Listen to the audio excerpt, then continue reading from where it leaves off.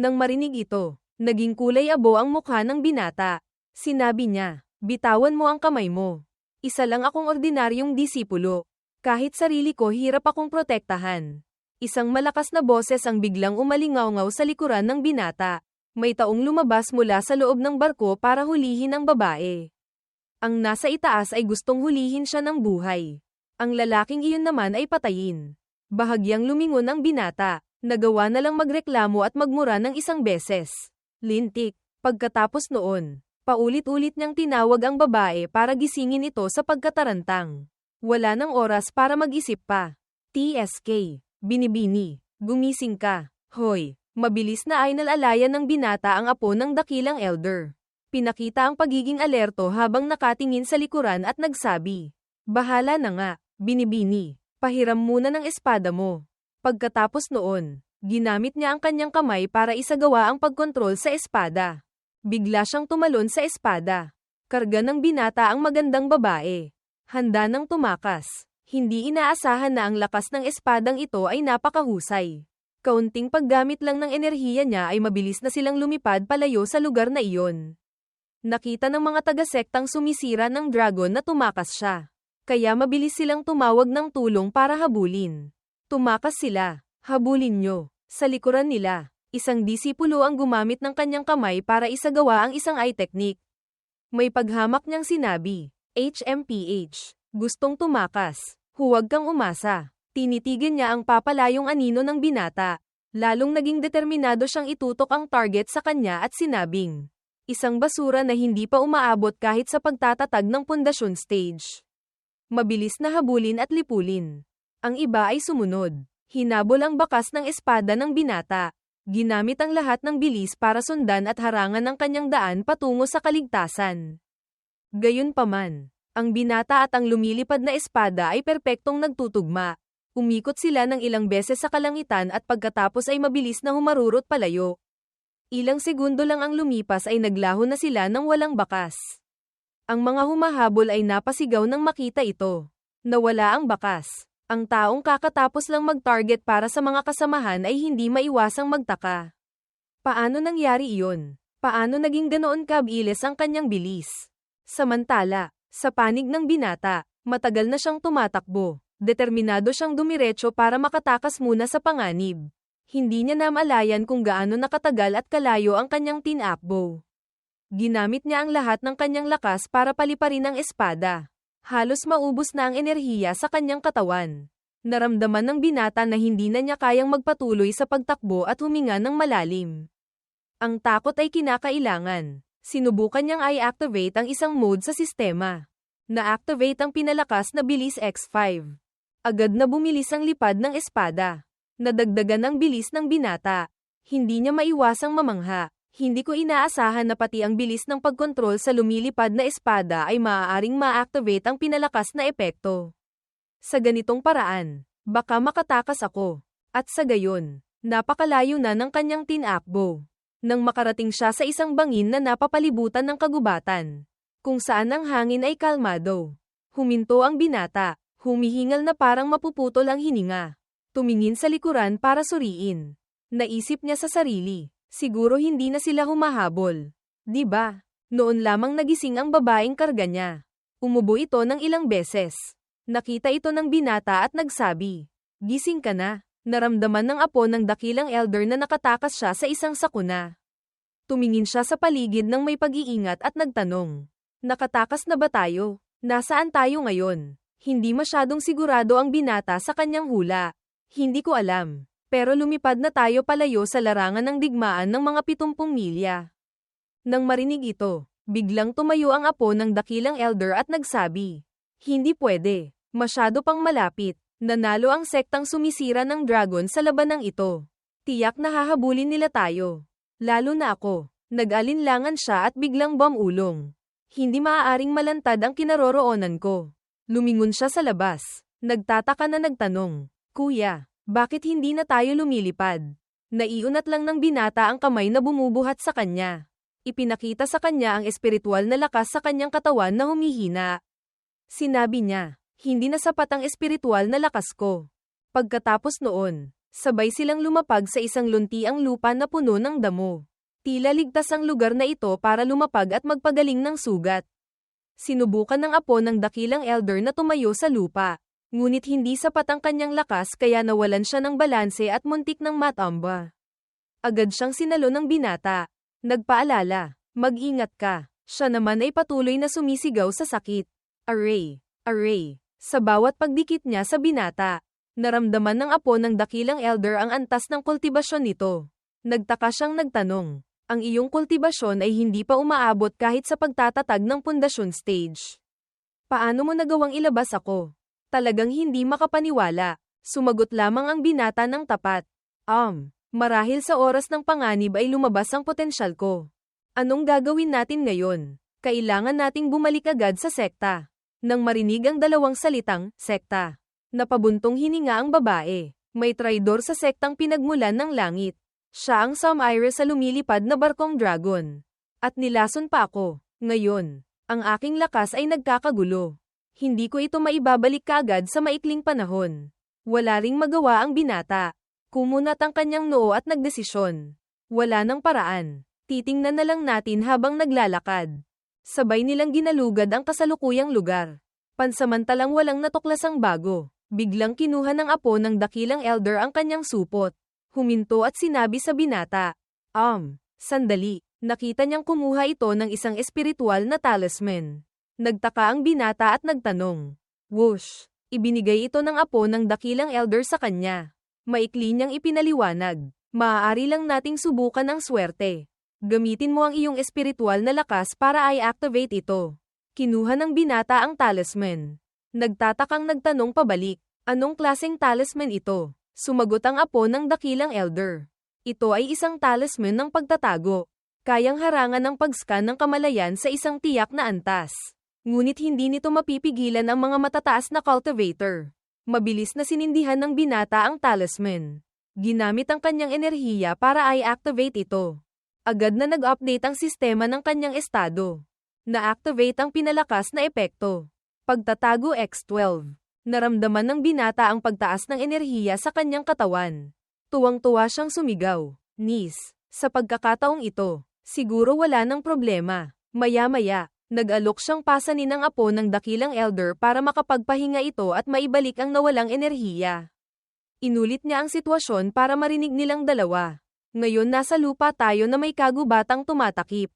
Kung hindi tayo makikita, siguro wala nang problema. Susunod, saang direksyon tayo pupunta? Agad na itinuro ng apo ng dakilang elder ang isang direksyon. Sinabi, sa silangan. Doon siguro may mga kaalyado ang ating sekta. Sumagot ang binata ng isang, sige. Sa di kalayuan, ang grupo ng sektang sumisira ng dragon ay nakarating na rin doon. Dalawa sa kanila ang espesyal na pinadala para habulin ang binata at ang kanyang kasama.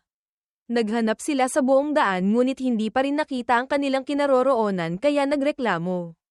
Kakaiba, isang basura na hindi pa umaabot kahit sa pagtatatag ng pundasyon stage. Hindi siya dapat makatakbo ng malayo. Diba? Saan siya kumuha ng ganoong karaming espiritual na lakas? Nag-usap ang dalawa. Maaaring dahil sa babaeng iyon. Sumagot ang isa. Imposible. Ang babaeng iyon ay malamang tinamaan ng lason na kumakain ng kaluluwa ng bulwagan ng makalangit na pagpatay. Paano siya makakarecover ng ganoon kabilis? Sa likuran, ang lumilipad na barkong dragon ng sektang sumisira ng dragon ay mabilis ding nagmamanman. Naghahanap ng bakas ng binata at ng apo ng dakilang elder. Isang buong grupo ang nahati sa maraming direksyon. Buong lakas na humahabol para walang makaligtas na kalaban. Ang pinuno ng sekta na ito ay hindi mapakali at nagtanong. Nasuri na ba ang buong larangan ng digmaan? Nasaan ang babaeng iyon? Hindi niyo pa rin siya nahuhuli. Isang mabilis na sumagot. Elder, ganito po iyon. Matapos ang paliwanag, ang elder ay may paghamak na pinagalitan ang mga walang kwentang tao. Hindi ko inaasahan na ang karne na nasa bibig na ay nakawala pa. Nagalit ang matanda. Nagpakawala ng ilang kidlat bilang banta. Maaaring nagtatago sila ngayon sa ilang na bundok na ito. Ay silang kalangitan sa loob ng 100 milya. Gagamitin ko ang aking kamalayan para mag-scan. Kahit na kailangang maghukay ng 3 talampakan sa lupa, kailangang mahanap ang babaeng iyon. Ang mga tao mula sa lumilipad na barko ay mabilis na kumalat. Sumigaw ng isang malakas na, "Opo." Sa ibaba mismo ng lugar na kanilang dinaanan. Doon mismo nagtatago ang binata at ang apo ng dakilang elder. Sumandal sila sa puno para magtago. Nakatingin sa lumilipad na barko na papalayo. Namutla ang apo ng dakilang elder sa takot. Lagot na. Ang bantay bundok na dragon ng baha ay tiyak na may kasamang elder na nasa antas ng namumuong kaluluwa. Sa pamamagitan lang ng isang talisman ng pagtatago, hindi tayo makakatakas sa kanyang divine sense scan. Nasaan ako? Biglang tinakpan ng binata ang bibig niya. Nagbabala ng isang SSHHH. Hindi pa tiyak, huwag kang sumuko sa pag-asa.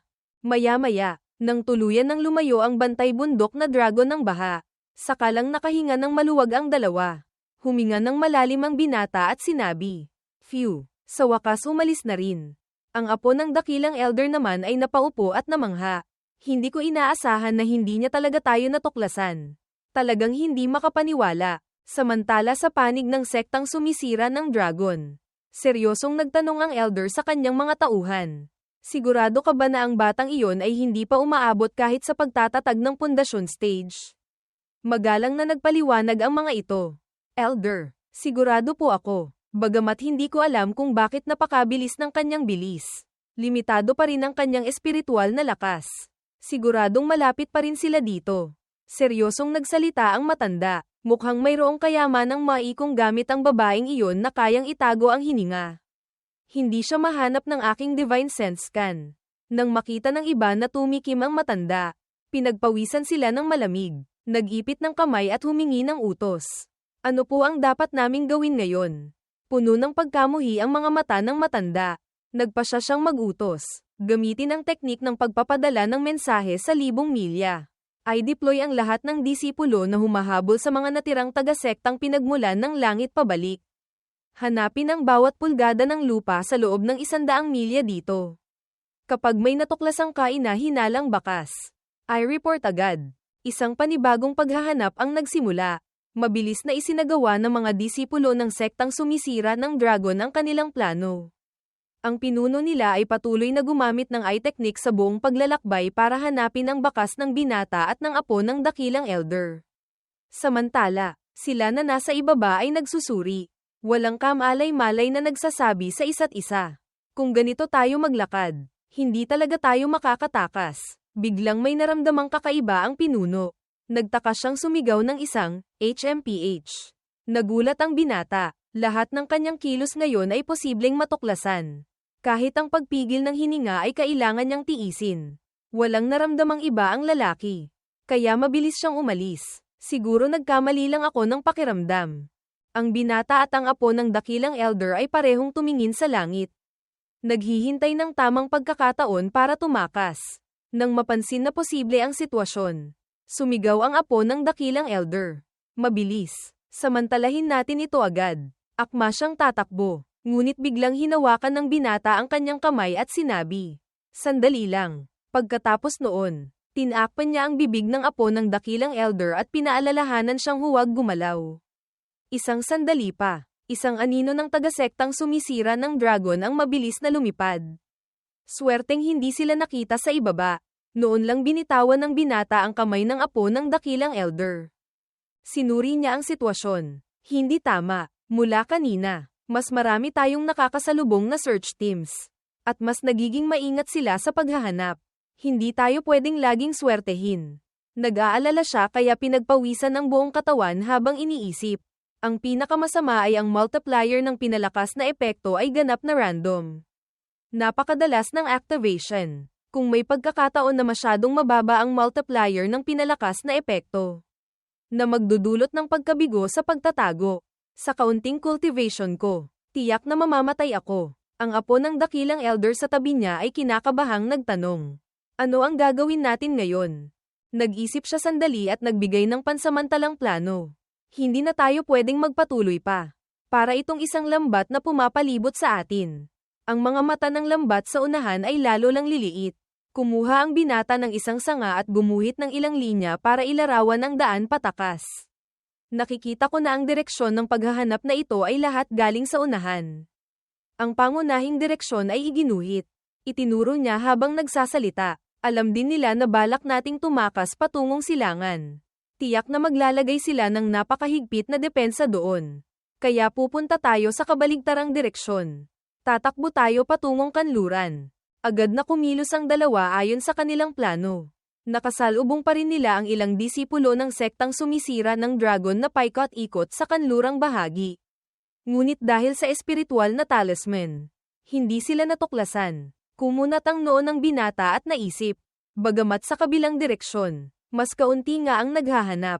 Hindi ko inaasahan na binabantayan din dito. Walang kagubatang tumatakip. 10 taong hindi bulag ay makikita tayo.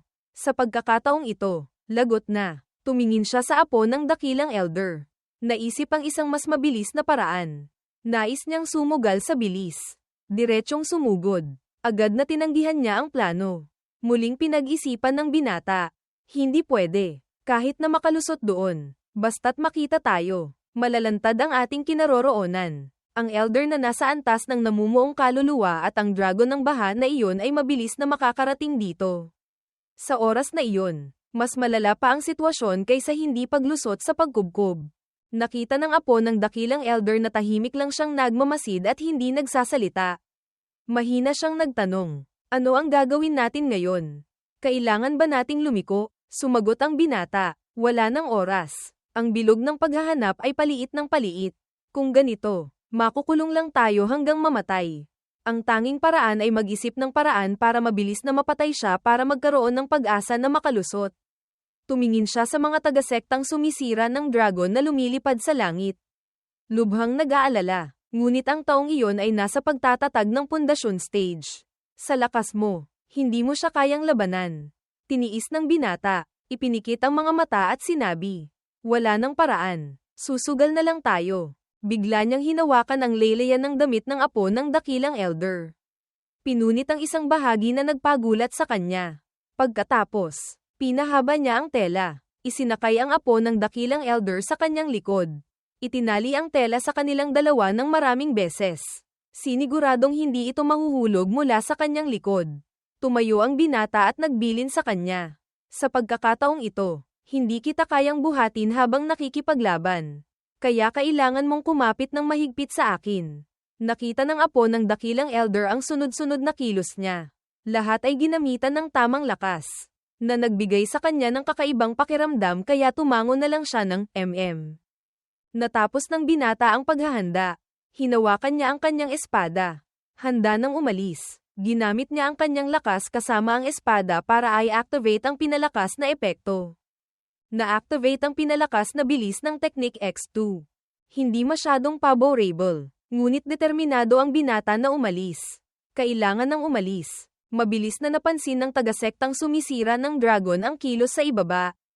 Tumingin siya pababa at nakita ang binata na pasan ng apo ng dakilang elder na sumusugod patungo sa kanya. Mayabang na ininsulto sila ng lalaki. Isang hamak na basura na hindi pa umaabot sa pagtatatag ng pundasyon stage. Naglakas loob pang atakihin ako ng harapan. Sino ang nagbigay sa iyo ng lakas ng loob? Sabi nito. Bumaba siya. Mayabang na ng asar. Hindi marunong sumukat ng sariling lakas. Bumaba ang disipulo sa kinaroroonan ng binata. Nakipaglaban sa kanya. Nagpakawala ng isang malakas na hiwa ng espada. Mabilis na itinaas ng binata ang kanyang espada para salagin ang hiwang iyon. Sinalo ng binata ang isang hiwa. Kasabay nito ay ginamit ang enerhiya para i-activate ang pinalakas na epekto. Na-activate ang pinalakas na lakas X3. Nadagdagan ng ilang bahagi ang kanyang lakas. Sumigaw siya ng may determinasyon. Itinulak ang lakas patungo sa kalaban. Hindi inaasahan ng lalaki na maglalabas ng ganoong pambihirang lakas ang binata. Napatigas ang mukha niya at sumigaw. Ang lakas na ito, paanong magagawa ng isang maliit na nasa chi refining stage? Sa isang segundong hindi siya nakahanda. Direkta siyang natalo ng binata. Isang malakas na sipa ang pinakawalan ng binata. Pinalipad siya sa ere. Mula sa espiritual na lakas ng lalaking iyon. Sinipsip ito ng binata sa kanyang katawan. Na-activate ang pinalakas na epekto. Nakuhang ani X10. Kinuha rin niya ang mga mahahalagang bagay mula sa katawan nito.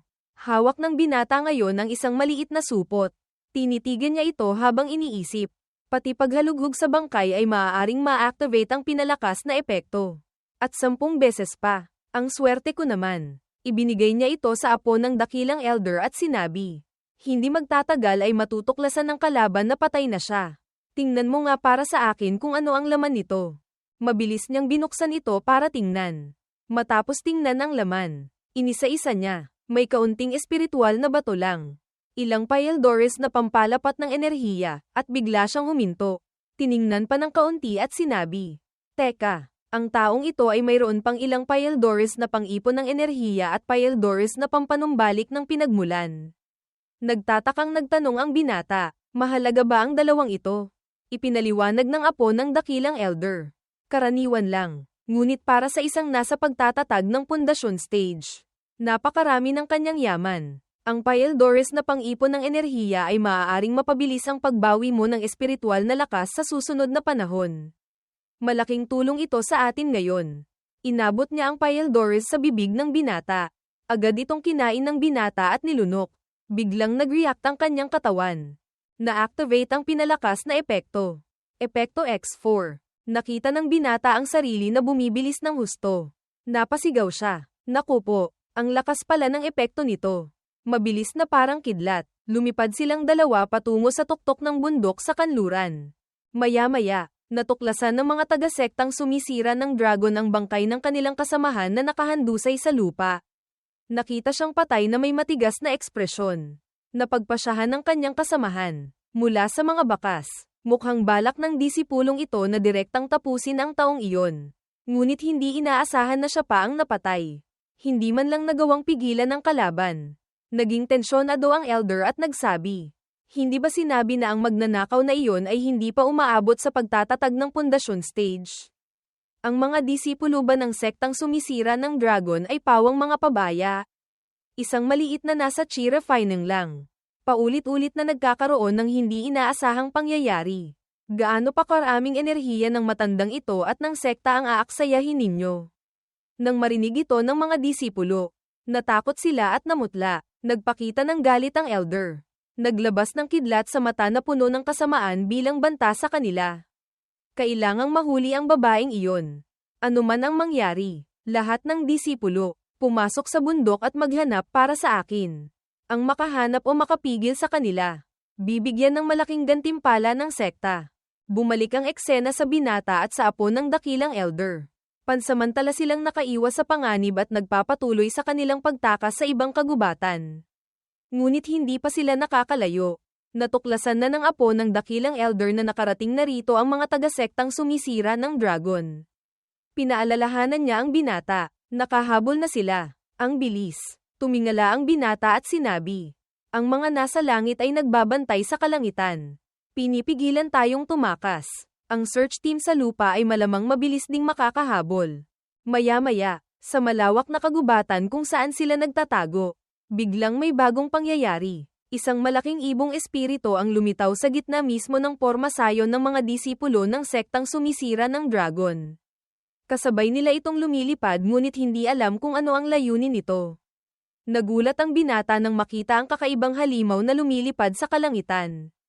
Kumunat ang kanyang noo at nagtanong sa sarili. Ano iyon? Agad namang sumagot ang apo ng dakilang elder sa tabi niya. Iyon ay isang sinaunang booter. Isang uri ng lumilipad na halimaw. Mukhang teritoryo nila ito. Nang marinig ang mahalagang impormasyon, natulala ang binata at sinabi sa kanya. Kung hindi ako nagkakamali, kung magpapatuloy tayo sa loob ng bulubundukin ng Jiyen, lahat iyon ay teritoryo ng mga halimaw. Kahit pa ng mga lahi ng demonyo. Ang sektang sumisira ng dragon ay gumagawa ng ganito kalaking ingay. Mukhang hindi talaga sila nagtitipid sa anumang paraan para mahuli ka. Tiningnan ng binata ang halimaw at ang mga disipulo ng sektang sumisira ng dragon na nagsisiksikan sa kalangitan. Hindi niya maiwasang magtaka. Kakaiba, bakit hindi dumating ang dragon ng baha na iyon? Sumingit ang apo ng dakilang elder. Ang mga cultivator at halimaw na may malakas na lakas ay may kasunduan. Ang bulubundukin ng Jiyen ay teritoryo ng isang dakilang halimaw. Kung ang bantay bundok na dragon ng baha ng sektang sumisira ng dragon ay basta-basta papasok.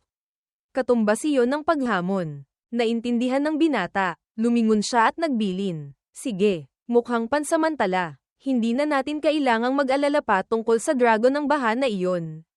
Biglang napaupo ang apo ng dakilang elder sa tabi ng puno.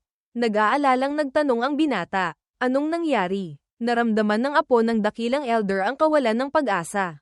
Sumuko siya at sinabi, sa totoo lang, dapat naisip ko na agad na hindi talaga tayo makakatakas. Nalito ang binata at tinanong siya. Bakit bigla kang naging negatibo? Nanlaki ang mga mata niya. Kumunat ang noo sa pag-aalala. Ang mga mata'y puno ng negatibismo habang nagpapaliwanag. Habang palalim tayo ng palalim sa bulubundukin ng Jiyen. Mas maraming mapanganib na halimaw. Ngayon, nawala ang lahat ng aking cultivation base. Ang lakas mo ay hindi pa umaabot sa pagtatatag ng pundasyon stage. Isang kahit anong halimaw lang ay kayang itulak tayo sa kamatayan.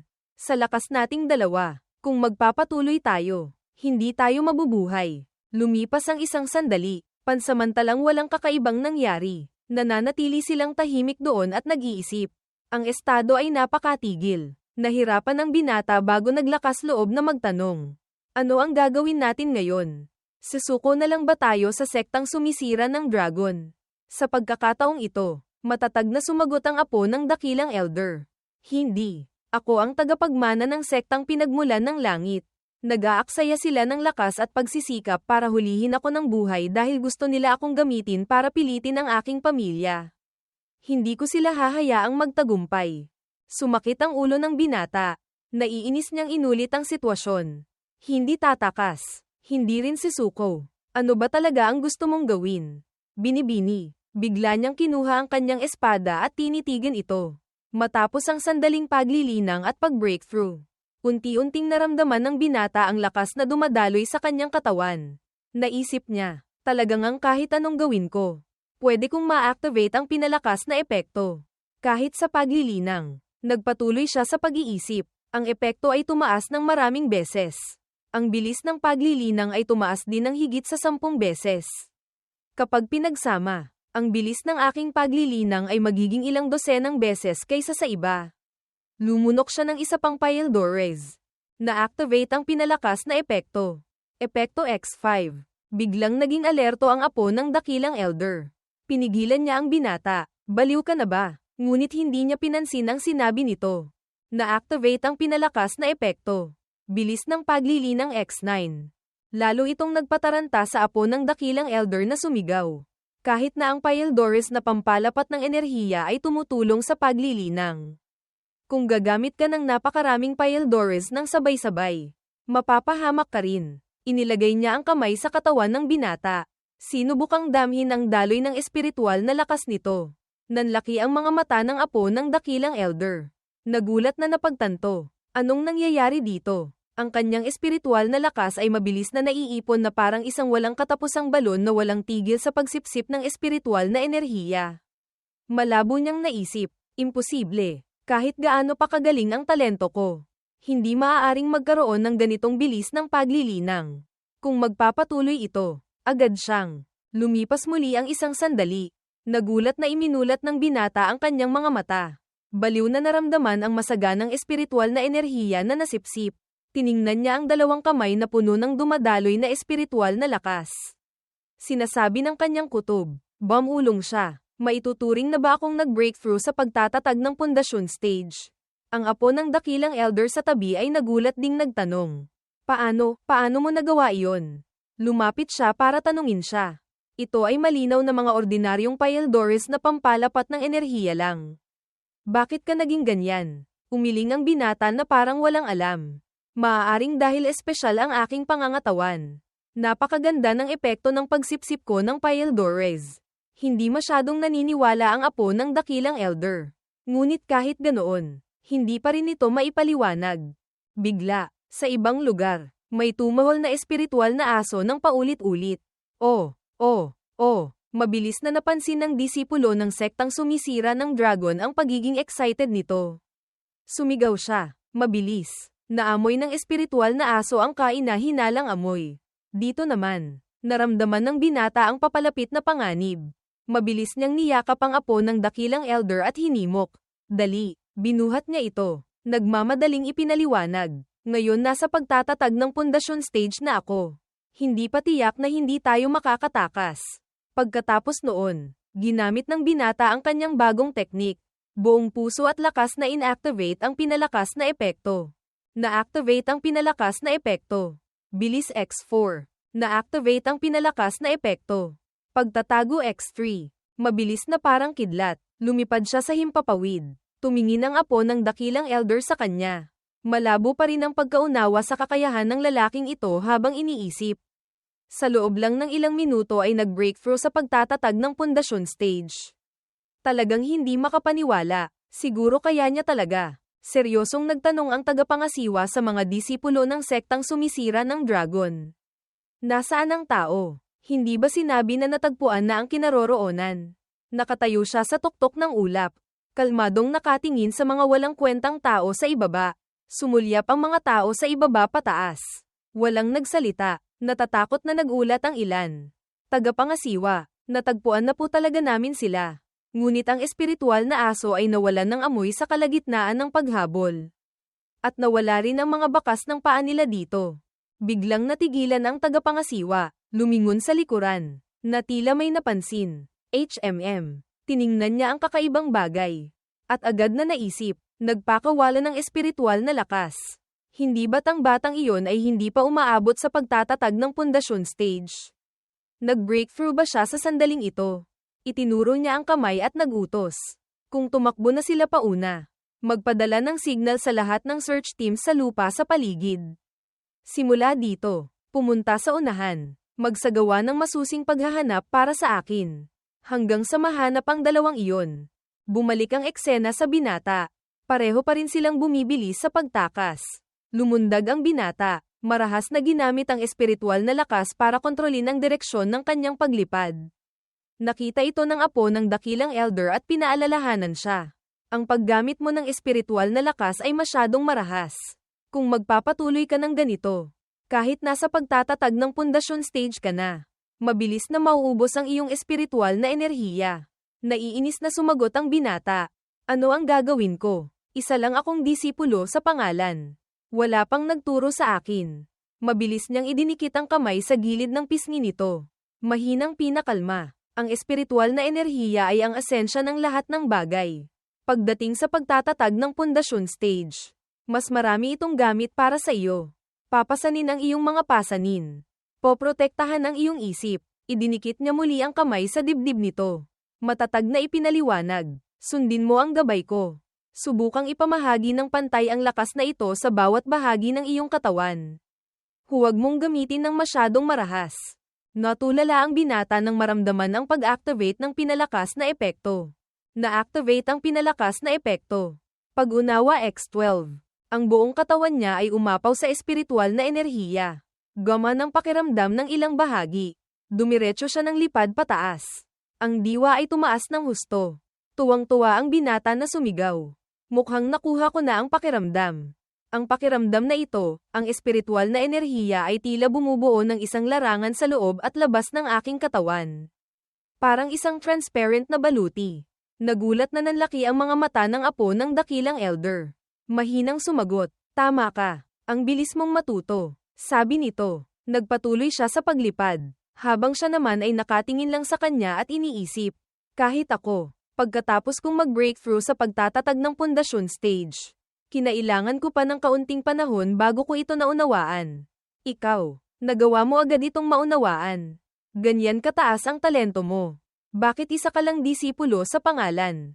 Biglang nawalan ng pakiramdam. Natakot ang binata at sinabi, ano ito? Matapos ang marahas na paggamit ng espiritual na enerhiya kanina, tuluyan siyang nawalan ng balanse at dumiretso pababa sa isang lawa. Doon mismo ay may isang halimaw na nakababad. Isang oso na naghahanap ng kanyang tanghalian.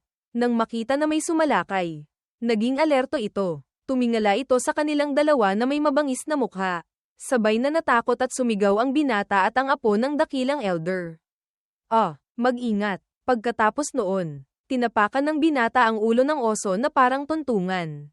Pinanatili ang momentum para lumipad pa ng isang beses. Hindi man lang pinansin ng oso. At naging dahilan pa para mahulog nito ang masarap na pagkain sa bibig. Nanlaki ang mata ng oso. Nagalit dahil sa nawalang tanghalian. at tinapakan pa ng tao ng walang awa. Mabilis itong tumakbo sa tubig. Hinabol sila para maghiganti. Ang halimaw na oso ay mabangis na humabol sa kanila. Ang bilis ng paghabol nito ay kahanga-hanga. Sa maikling panahon lang ay napaliit na nito ang distansya, na nagpataranta sa binata at ilang beses na nawalan ng balanse. Lumingon ang apo ng dakilang elder na natataranta at nagsabi, "Lagot na." Ang halimaw na oso na ito ay umabot na sa cultivation level na sundalong halimaw. Katumbas ng pagtatatag ng pundasyon stage cultivator ng mga tao. Napansin din ito ng binata. Sumeryoso ang mukha niya. Tiningnan ang mga pinsalang ginawa ng halimaw at natakot na naisip, "Lagot na." Ang ingay na ginagawa ng hayop na ito ay masyadong malakas. Isang malakas na tunog ang umalingaw-ngaw.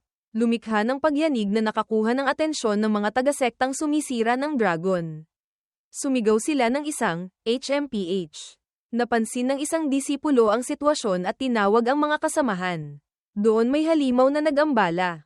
Mabilis. Siguradong ang taong iyon. Nahulaan din ng apo ng dakilang elder ang kilos ng kalaban. Mabilis na tinawag ang binata.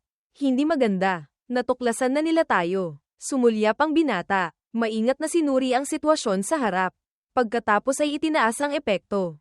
Na-activate ang pinalakas na epekto X5.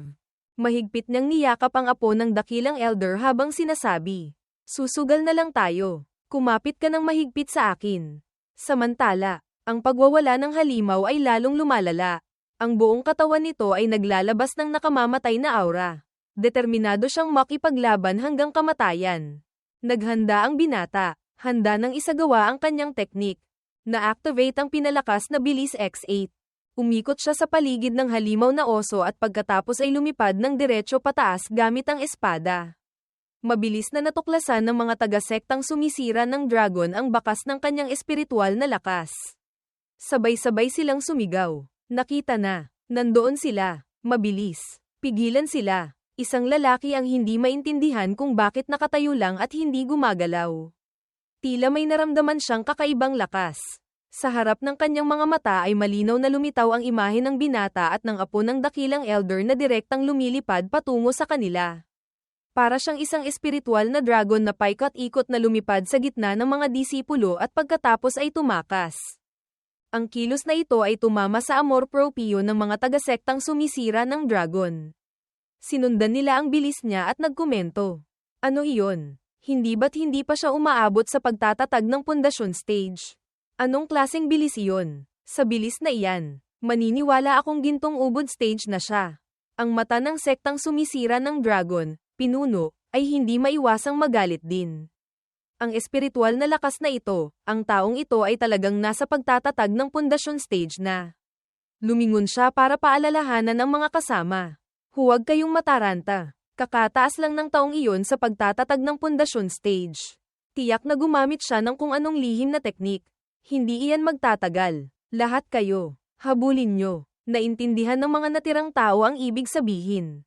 Sumugod patungo sa binata. Sumagot ng isang, "Opo." Hindi nagtagal ay nakita na ng apo ng dakilang elder ang mga disipulo ng sektang sumisira ng dragon na nakahabol. Nataranta siyang sumigaw para paalalahanan ng binata.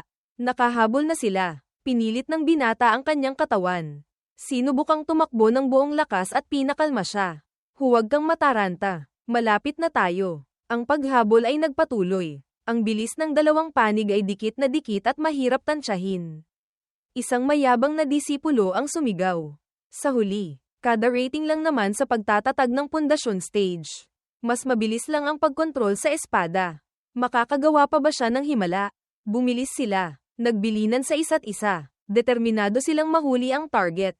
Sumigaw ang pinuno. Palibutan sila. Patayin ang lalaki. Kailangang manatiling buhay ang babae. Biglang may lumipad na pakpak ng halimaw. Kasabay ng pagbagsak ng ilang kulay kahel na balahibo. Ito ang pakpak ng sinaunang buter na pumapagaspas papalapit. Bigla itong sumugod sa mga taga-sektang sumisira ng dragon. Dinagat ang isa sa kanila. Ang biglaang kilos ng halimaw ay nagpasigaw ng malakas sa lalaki. AAAAAAH. Mula sa malayo, mas marami pang sinaunang buter ang lumipad papalapit. Nagtatakang tiningnan ng mga disipulo ng sektang sumisira ng dragon ang nagiging magulong sitwasyon at napabulalas. "Ano? Biglang sumugod ang mga sinaunang booter. Umatake na parang mga missile. Dumaan sa gitna nila at tinakat sila. Nagpaalala ang ilan sa isa't isa. Mag-ingat, mayroon pang nagmura. Lintik na mga mabalahibong hayop. Nang mapansin na hindi maganda ang sitwasyon, sumigaw ang disipulo ng sektang sumisira ng dragon. Lagot na, nakalimutan kong pugad ito ng mga sinaunang booter. Sa likuran naman ng binata, mayroon ding isang sinaunang booter na nakaamba ang mga kuko. Tina-target siya. Kumunat ang noo ng binata. Napansin ang pag-atake ng halimaw. Agad niyang inactivate ang pinalakas na epekto. Na-activate ang pinalakas na epekto. Pag-iwas X3. Nahirapang sumigaw ng isang, aha. Nakaiwas siya sa mga kuko ng halimaw sa isang iglap. Nakita ng disipulo na nakaiwas siya sa sakuna. Nainis itong sumigaw. Lintik. Pagkatapos ay sumugod siya. Nagpakawala ng isang malakas na hiwa ng espada patungo sa binata habang nagmumura. Hayop ka. Nakita ng apo ng dakilang elder na malapit na silang matamaan ng malakas na atake. Natakot siyang sumigaw. Umiwas ka. Pinilit ng binata na yakapin siya ng mahigpit. Na-activate ang pinalakas na epekto. Pagpigil X3. Na-activate ang pinalakas na epekto. Pagbabalik ng pinsala X4. Gumawa siya ng isang hiwa ng espada bilang ganti sa atake ng kalaban. Nang makita ito ng lalaki, lalo siyang nainis. Hindi siya makapaniwala at bumulong. Nagawa niyang pigilan. Paano nangyari? Ang ganting atake ng binata ay hindi pa tapos. Patuloy pa rin itong sumusugod patungo sa disipulo. Siya naman ay hindi pa nakakabawi. Nakatulala lang habang papalapit ang panganib. Nang mapagtanto ang papalapit na panganib, nakapagpakawala lamang siya ng kaunting espiritual na lakas para ipagtanggol ang sarili.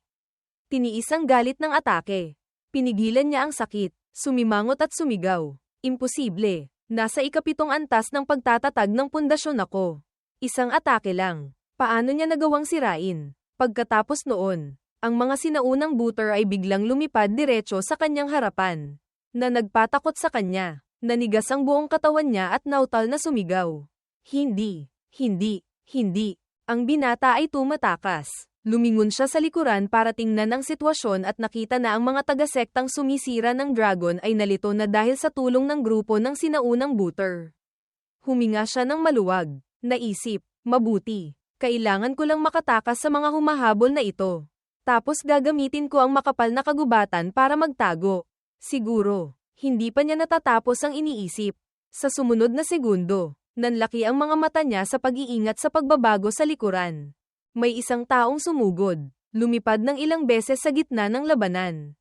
Pinipigilan ang kaguluhan sa pagitan ng tao at halimaw. Lumitaw ang mayabang na tagapangasiwa. Naiinis siya dahil walang nagawang matino ang mga disipulo. Kailangan pa niyang kumilos. Parehong nagulat ang binata at ang apo ng dakilang elder sa kakayahan ng taong iyon. Nagulat na nagtanong ang binata. Sino iyon? Mabilis na sumagot ang apo ng dakilang elder.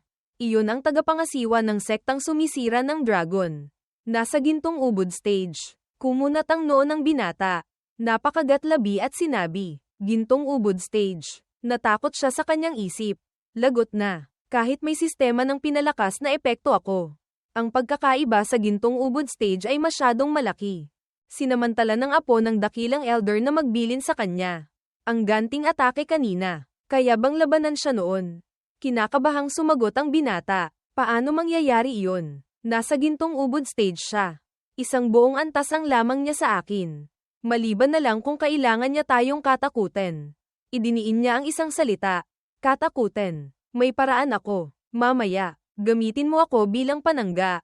Nang marinig ito ng binata, nalito siya. Kumunat ang noo at sumagot. Ano bang pinagsasabi mo? Ngunit patuloy pa rin siyang nagpaliwanag. Hindi. Seryoso ako. Maniwala ka sa akin. Ito lang ang tanging paraan. Sa likuran nila, kumunat ang noo ng tagapangasiwa sa galit habang iniisip. Ang walang hiyang magnanakaw na ito. Hindi ko inaasahan na mag-aaksaya siya ng ganito karaming enerhiya ng sekta. Ngunit kahit saan ka pa tumakbo. Ngayon, huwag kang umasang makakatakas sa aking palad. Sumugod siya. Naabutan ng bilis ng binata at sumigaw. Hanggang dito na lang kayo. Magnanakaw. Mabilis na sinunod ng binata ang gusto ng apo ng dakilang elder. Itinaas siya bilang panangga. Ang taktika na ito ay nagtagumpay sa pagpigil sa atake ng tagapangasiwa. Nainis siyang napakagat-ngipin at bumulong sa sarili. Hindi maganda. Sinamantala ang pagkakataon. Kinuha ng binata ang espada at umatake para labanan siya. Sumigaw ng may determinasyon. Ito na ang pagkakataon. Na-activate ang pinalakas na epekto X30. Hamampas siya ng isang hiwa sa kalaban at pagkatapos ay umikot sa kanya para tumakas. Galit na galit ang tagapangasiwa. Tiningnan niya ang hiwa ng espiritual na lakas na naiwan sa kanyang katawan habang iniisip.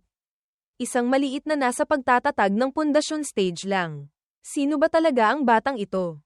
Tumayo lang siya doon at nag-isip. Nag-iwan ng sapat na oras para makatakas ang binata mula sa panganib. Nagulat ang binata sa activation niya kanina. Kumunat ang noo niya habang tinitingnan ng tagapangasiwa na papalayo ng papalayo sa kanya habang iniisip. Pinalakas na epekto X30. Kailanman ay hindi pa nagkaroon ng ganito kataas. Ibig sabihin ba, mas malaki ang agwat ng lakas. Mas madaling ma-activate ang pinalakas na epekto na may mataas na multiplier. Tuwang-tuwa ang apo ng dakilang elder na tumatawa habang sinasabi sa kanya. Tagumpay. Nagtagumpay talaga tayo. Pagkatapos noon, pareho silang nagmadaling humanap ng ligtas na sulok. Maayos na lumapag sa lupa. Lumipat ang eksena sa pangunahing bulwagan ng sektang pinagmulan ng langit. May ilang taong tumatakbo papasok para magulat. Ang pinuno ng sektang pinagmulan ng langit, si Li Changqing, ay lubhang nabigla nang marinig ang ulat. Ano? Bumagsak ang barko ng digmaan ng Qianlong. Paano nangyari iyon? Tumayo siya mula sa kanyang trono. Nag-aalalang nagtanong sa mga tauhan. Nasaan ang anak kong si Li Wuzhuang? Nasaan siya? Nalito ang mga tao at nagpaliwanag. Noon, masyadong magulo ang sitwasyon sa larangan ng digmaan. Sa ngayon, sa mga disipulong nakatakas, hindi namin natagpuan ang inyong anak na babae. Nagalit ang kanilang pinuno at sumigaw. Kung gayon, hanapin niyo agad. Siya ang panganay na anak ng pamilya Li. Siya ang hinaharap ng sektang pinagmulan ng langit. Kahit gaano karaming tao ang kailangang i-deploy, kailangang mahanap siya. Kung nahuli siya ng sektang sumisira ng dragon, patayin sila para iligtas siya. Nakita ng kanyang nakababatang kapatid sa martial arts, si Li Changji, na masyadong emosyonal ang pinuno ng sekta. Kaya lumapit siya para payapain ito. Kuya, huminahon ka muna. Tapat na sinabi ng kapatid. Sa ngayon, hindi pa ginagamit ng sektang sumisira ng dragon si Wuzhuang para takutin ang ating sekta. Ibig sabihin, hindi pa nila siya nahuhuli. Baka may isang disipulo sa loob ng sekta na nagligtas sa kanya palabas. Nang makita ito, medyo kumalma ang pinuno ng sekta. Huminga siya ng malalim at sumagot. May punto ka. Agad na i-deploy ang mga piling disipulo sa sekta para bumuo ng isang search and rescue team. Ano man ang mangyari, kailangang mahanap ang anak ko. Tumanggap ng utos ang kapatid. Ipagkatiwala mo sa akin ito. Kuya, tiyak na mahahanap ko si Wuzhuang. Tinapak ng pinuno ng sekta ang balikat niya at nagbilin. Mula nang umakyat sa langit ang dating sect master. Walang tigil ang mga problema sa ating sekta.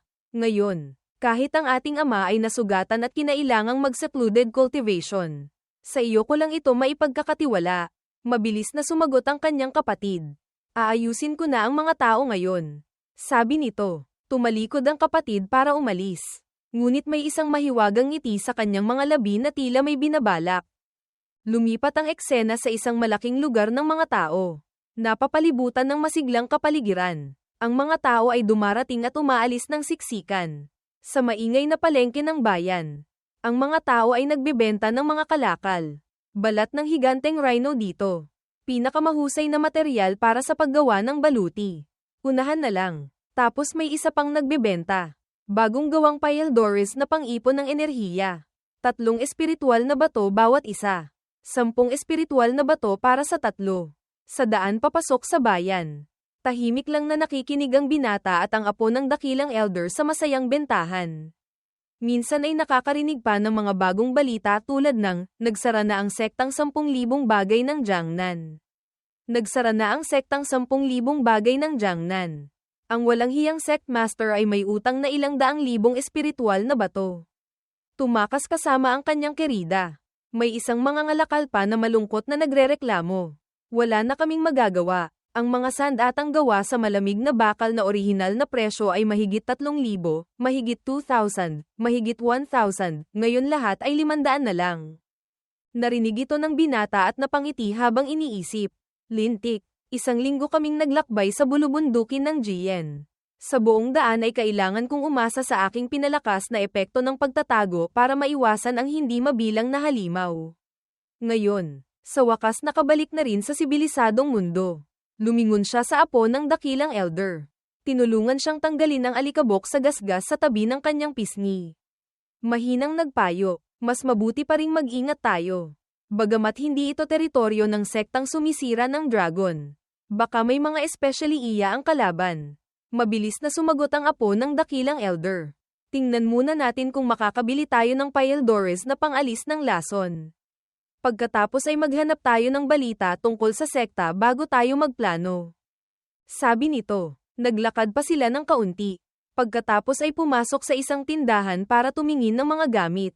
Agad na tumakbo ang may-ari ng tindahan para batiin sila. May gusto po ba kayong bilhin? Ngunit ilang salita pa lang ang nasabi. Tinakpan niya ang kanyang ilong. Nagtataka ang mga mata na nagtanong. Naku po, anong amoy ito? Naisip niya pa. Kailangang dalhin ang binibining ito sa sekta ng ligtas. Tiyak na gagantimpalaan ako ng sektang pinagmulan ng langit. Sa oras na iyon, maaari kong gamitin ang perang gantimpala para bumili ng maraming Pyldores. Habang iniisip niya ito, lalo siyang nasa sabik. Iniisip ang oras na maabot niya ang tuktok ng kanyang kultibasyon. Hindi maiwasan ng binata na magpakita ng mayabang na mukha habang iniisip. Nandito ang sistema. Kailangan ko lang humanap ng lugar na hindi ako magagambala ng iba. Magsikap sa paglilinang at mabilis akong makakarating sa gintong ubod stage. Patungo sa namumuong kaluluwa stage. Hanggang sa maabot ko ang pagbabagong espiritu stage. Umabot sa pagpino ng kawalan stage. Marating ang tuktok ng buhay. Magpakasal sa isang maganda at mayamang babae. Umakyat siya sa kanilang silid. Dahan-daang itinulak ang pinto. Sa harap ay nakita niya ang apo ng dakilang elder na kaliligo lang at malinis na. Pinupunasan niya ang mga natitirang patak ng tubig sa kanyang buhok. Huminga ng maluwag at sinabi, "Phew, sa wakas gaman na ang pakiramdam ko." Napatingin ang binata sa kanya hanggang sa matulala. Biglang na-activate ang pinalakas na epekto sa kanyang kalooban. Na-activate ang pinalakas na epekto. Pagkagusto X3. Nakita niyang nakatayo lang siya doon at nakatingin sa kanya kaya hindi niya maiwasang magtanong. Anong nangyayari sa iyo? Nagkunwari siyang tumikim at sumagot. Kuko, iniisip ko kung paano tayo babalik sa sekta.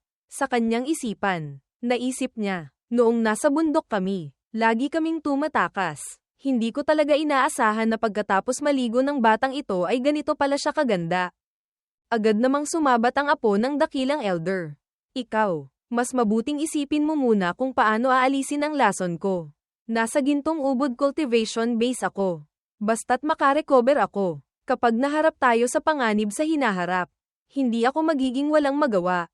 Pagkatapos noon, kinuha niya ang espada at nagturo. Tara na, pumunta muna tayo sa pabilyon ng mga kayamanan kanina. Sa ganitong kaliit na lugar, sila lang ang posibleng may lunas sa lason. Agad namang sinabi ng binata ang kalagayan nilang dalawa. Ngunit ang itsura mo ngayon ay nakakaakit ng tingin. Mag-disguise ka muna kaya. Kumuha ang apo ng dakilang elder ng isang maliit na sutlang panyo. Itinakip ito sa kalahati ng kanyang mukha. Kaakit-akit na nagtanong sa binata. Kung gayon, ganito na lang. Ano sa tingin mo? Lumayo ang binata ng ilang hakbang. Hinawakan ang ulo at nagreklamo. Pakiramdam ko mas ligtas pa rin kung maglalagay ka ng kaunting alikabok. Ang apo ng dakilang elder, na parang diwata ang kakayahan. Kakapaganda lang ng kanyang anyo. Paano niya papayag ang dumihan muli ito? Namula ang mukha niya at naiinis na sumigaw. Ayoko, kaya kinailangan na namang sundin ng binata ang gusto ng babae. Bumalik silang dalawa sa bayan ng Kishan. Pumunta sa palengke ng mga malayang cultivator. Bumalik sila sa tindero kanina. Nang makita sila nito, sumigaw ito. Bakit ikaw na naman? Hindi ba sinabi ko nang umalis ka na? Huwag, natigilan siya ng ilang segundo. Tiningnan ang magandang babae sa harap niya na hindi na mabaho tulad ng dati. Ngayon ay napakaganda. Nakapagsabi lang siya ng isang salita. Huwag, bago tuluyang tumahimik. Tinaasan siya ng kilay ng apo ng dakilang elder at tinanong. Huwag ano. Agad na nagbago ang ekspresyon ng may-ari ng tindahan. Masiglang tinanggap ang dalawa. Sinabi niya, haha, mahal na mga panauhin. Huwag nyo nang pansinin ang maliit na taong ito. Halina, halina, pasok kayo. Ang pabilyon ng mga kayamanan namin ay may lahat ng uri ng kakaibang kayamanan. Siguradong masisiyahan kayo. Lumakad siya ng ilang hakbang. Lumingon sa may-ari ng tindahan at sinabi, kung gayon, dalhin mo ako para tingnan ang pinakamahusay na payeldores na pangalis ng lason sa inyong tindahan. Mabilis na sumagot ang lalaki. Sige po, sabi nito. Nagtanong ulit siya, ngunit hindi ko alam kung anong partikular na lason ang nais niyong alisin. Akmang magsasalita ang apo ng dakilang elder. Gusto ko, ngunit bago pa niya matapos ang pangungusap, biglang sumingit ang binata. Noon lang, nasugatan ako ng isang hindi kilalang halimaw noong nasa bulubundukin ng Jiyen ako. Hindi ko rin alam kung anong partikular na lason. Dalhin mo na lang lahat ng uri ng payeldores na pangalis ng lason. Masiglang sumagot ang may-ari ng tindahan. Sige, kung gayon, susundin ko ang sinabi ninyo. Sabi nito, dinala niya ang dalawa sa loob para tumingin. Ilang minuto ang lumipas. Tahimik na nakatingin ang binata at ang apo ng dakilang elder sa isang tumpok ng mga payeldores na pangalis ng lason na may iba't ibang kulay. Nakita niyang kinuha ng apo ng dakilang elder ang isang set ng iba't ibang uri. Lumapit siya ng may pagtataka. Nagtanong, kumusta? May magagamit ba? Sinuri niya ang kabuuan. Hindi pwede. Lahat ito ay mga pangkaraniwang payeldores na pangalis ng lason. Walang epekto sa lason na tumama sa akin. Lumingon ang binata sa may-ari ng tindahan. Boss, ito na ba lahat ng paninda nyo? Maluwag na sinabi nito. Nako, kayong dalawa. Ang bayan ng Kishan ay isang liblib na lugar lang naman. Ito na ang pinakamagagandang bagay na mayroon ako. Nang marinig ito ng binata, sumagot siya. Sige, tiningnan niya ang mesa ng mga payeldores sandali. Biglang napansin ang isang detalye. Sandali. Kung ang mga gamot na ito ay isasama sa aking sistema ng pinalakas na epekto. Hindi pa tiyak na walang epekto. Kumuha ang binata ng ilang kailangan niyang gamit. Pagkatapos ay inihagis sa may-ari ng tindahan para bayaran at sinabi, kung gayon, ganito na lang, kukunin ko ang ilang payeldores na ito at ang aklat na ito. Pagkatapos magbayad, umalis na silang dalawa. Ang may-ari ng tindahan ay naiwan lang. Nagpaalam sa kanila ng isang simpleng, ingat po kayo. Bumalik silang dalawa sa pangunahing kalsada kung saan naroon ang palengke ng malayang cultivator. Sa daan, pinaalalahanan ng apo ng dakilang elder ang binata. Ang mga payeldores na ito ay walang epekto sa akin. Walang silbi kahit bilhin mo. Sumagot siya sa sinabi nito nang walang pag-aalinlangan. Hindi pa tiyak. Pagkatapos ay lumapit siya. Dahan-daang tinanggal ang panyong nakatakip sa mukha nito. Mahinang sinabi sa kanya, huwag ka munang gumalaw. Maniwala ka sa akin. Hayaan mong subuan kita. Pagkatapos ay bigla niyang isinubo sa apo ng dakilang elder ang isang payeldores. Habang nakanganga ito, nagreklamo siya. Hindi ba sinabi ko na? Ang ganitong uri ng payeldores ay talagang hindi. Kahit narinig niya ang reklamo nito, pinilit pa rin ng binata na lunukin nito ang payeldores. Dahil masyadong napilitan. Pagkatapos lunukin ay nakaramdam siya ng hindi komportable. Umubo ng sunod-sunod at sinubukang murahin ang binata. Kukuku, ikaw. Ay nalalayan ng binata ang balikat nito gamit ang isang kamay. Habang ang isa pang kamay ay dahan-daang hinawakan ng kamay nito para tulungan siyang ayusin ang paghinga.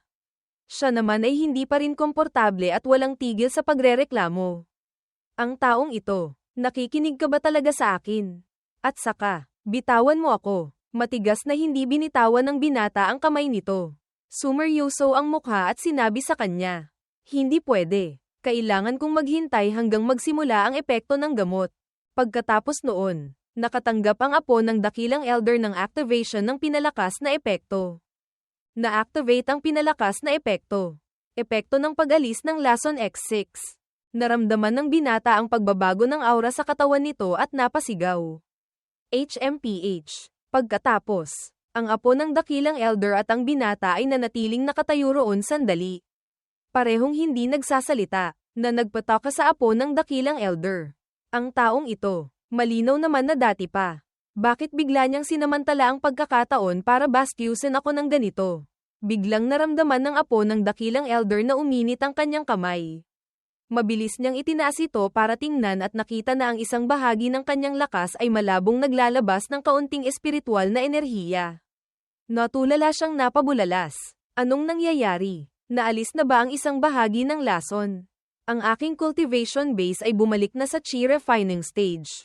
Mabilis niyang kinuha ang Pyldores na hawak pa rin ng binata kanina. Nakaramdam ng pagkainis at lubos na pagkalito. Paano nangyari iyon? Malinaw na iyon ay pinakamababang antas lang ng Pyldores na pangalis ng lason. Sinubukan niyang lunukin ng isa pa. Ngunit sa pagkakataong ito ay walang espesyal na reaksyon tulad ng kanina. Nagdududa siyang nagsabi, kakaiba, bakit walang epekto ngayon? Malinaw na parehong uri ng Pyldores. Nagpakita siya ng mukhang puno ng pagdududa habang nakatingin sa binata. Malabong nahulaan. Hindi kaya, kapag siya lang ang nagbibigay sa akin. Sakalang ito may epekto. Anong klaseng kakaibang prinsipyo ito? Naisip niya. Bigla siyang lumapit sa binata. Nahihiyang nagsabi ng putol-putol na salita. Ikaw. Natakot siyang hindi maintindihan ng binata ang ibig niyang sabihin. Kusa siyang kumapit sa kamay nito. Nahihiyang nagtanong para malanawan. Kanina, paano mo ba talaga ginawa iyon? Anong klaseng banal na lihim na teknik iyon? Mukhang tulala ang binata. Mabilis na nagpaliwanag. Ano? Paano ko nagawa? Wala akong alam. Hindi naniwala ang apo ng dakilang elder. Nagkagat-labi siya. Nagbabalak gumawa ng mapangahas na bagay. Ang galing mo. Ikaw ang pumilit sa akin nito. Pagkatapos noon, lumapit siya at hinablat ang kamay ng binata na may hawak na Pyldores. Mabilis na inilapit sa sarili. Inilapit niya ang kamay nito sa harap ng kanyang mukha, kasabay ng pagbuka ng bibig na may laman ng isang Pyldores at sinabi, maaari bang ituloy natin ang ginawa mo kanina? Nagulat ang binata sa masyadong agresibong kilos nito. Ang activation ng pinalakas na epekto para sa pagkagusto ay biglang tumaas. Na-activate ang pinalakas na epekto. Pagkagusto X8. Namula ang buong mukha niya. Hindi makahinga ng maayos at naisip. Kuku. Hindi pwede. Ang lintik na batang ito ay talagang nakamamatay. Gayunpaman, pumayag pa rin siyang pagbigyan ito. Binitawan ng kamay para mahulog ang mga natitirang Pyldores sa bibig nito. MTN Love CNNHN Roy Noe. Sige na. Hindi na kita aasarin pa. Gamitin mo na ang mga Pyldores. Ang mga Pyldores na isinubo ng binata sa apo ng dakilang elder ay mabilis na nagpa-activate ng pinalakas na epekto. Na-activate ang pinalakas na epekto. Epekto ng pag-alis ng lason X5. Nilunok niya ang bawat isa. Dahan-daang sinipsip at inayos ang daloy ng enerhiya sa kanyang katawan. Naramdaman ang malaking pagbawi ng espiritual na lakas. Nagulat ang apo ng dakilang elder. Talagang ang hindi makapaniwala. Dali, tuloy pa. Gusto pa niyang kumain ng Pyldores. Pagkaraan, sinunod pa rin ng binata ang gusto ng babae at pinakain siya ng maraming Pyldores. Sobra sa pagkain. Maya-maya, nagmadaling tumakbo ang apo ng dakilang elder sa isang sulok para sa muka. Umubo siya ng umubo. Sinisisi ang sarili. Hindi pwede. Hindi ko na talaga kayang lunukin pa. At saka, mukhang kahit anong gawin ko. Hanggang chi-refine ng stage lang ang naibabalik sa akin. Sa kabilang sulok, ang binata ay nakatuon sa pagbabasa ng komprehensibong lihim ng mga espiritual na Pyldores. Hinintay niyang matuno ng apo ng dakilang elder ang lahat ng Pyldores. Binasa niya muli ang teoryang natutunan. Dahan-daang nagbigay ng conclusion. Mukhang ang mga mababang antas na Pyldores. Kahit ma-activate ang pinalakas na epekto. Hanggang doon lang talaga ang epekto. Ngunit kung mga Pyldores na ako mismo ang gumawa, gamit ang sistema ng pinalakas na epekto, gumawa ng mataas na antas na Pyldores at ipagamit sa apo ng dakilang elder. Ano kaya ang mangyayari? Kakaisip lang niya. Nakatanggap siya ng karagdagang puntos sa pag-unawa sa kaalaman mula sa pinalakas na epekto. Na-activate ang pinalakas na epekto. Pag-unawa sa kaalaman X7. Matapos ayusin ng dalawa ang kanilang sarili, sabay silang pumunta muli sa palengke ng malayang cultivator. Agad silang nakakita ng maraming tao na nag-uusyoso. Nakilala ito ng binata at sinabi, Ito ang pugon ng pagrerepina ng Payaldores ng bayan ng Quezon. Narinig ko na iisa lang ang tagapagrepina ng Payaldores sa palengke na ito. Kaya laging siya ang gumagamit nito. Tumingin ang apo ng dakilang elder sa binata at nagtanong. Marunong ka pang magrepina ng Payaldores? Nag-aral ka na ba dati? Tapat na sumagot ang binata. Naintindihan ko na ang mga pangunahing kaalaman sa pagrerepina ng Payaldores. Siguro walang magiging problema, ngunit nagtataka pa rin siya. At medyo nagdududa. Hindi ba't kakatapos mo lang mag-aral sa sarili mo? Pagrerepina ng Payaldores ito. Hindi paglalaro ng putik. Paanong magiging ganoon kadali? Tuwang-tuwa nang umiti ang binata at sinabi. Subukan lang natin. Malapit sa pugon. Masiglang nagutos ang may-ari. Tapos na, mga tauhan. Buksan ang pugon. Pagkatapos ay tumawa siya ng malakas. Nagpapakita ng pagmamalaki. Ha ha ha. Kinuha ng ilang tauhan ang isang tray ng bagong gawang Payaldores. Kinuha niya ito para tingnan at sinabi. Hindi masama. Hindi masama. Ang kalidad ng mga Payaldores mula sa pugon na ito ay napakaganda lahat. Sabi nito. Iniutos niya sa mga tauhan na ilabas ang mga tray para ibenta. Pinakamataas na kalidad na Payaldores na pampataas ng pinagmulan dito. Bagong gawa, 80 espiritual na bato bawat isa. Unahan na lang. Biglang nagreklamo ang mga mamimili. Boss, hindi ba 60 espiritual na bato lang? Bakit bigla kang nagtaas ng presyo? Nakapag-order na ako. Ibalik mo ang pera ko. Hinimas ng may-ari ang kanyang bigete. Malakas na nagdeklara. Ang kalidad ng mga Payaldores mula sa pugon na ito ay pawang pinakamataas na uri.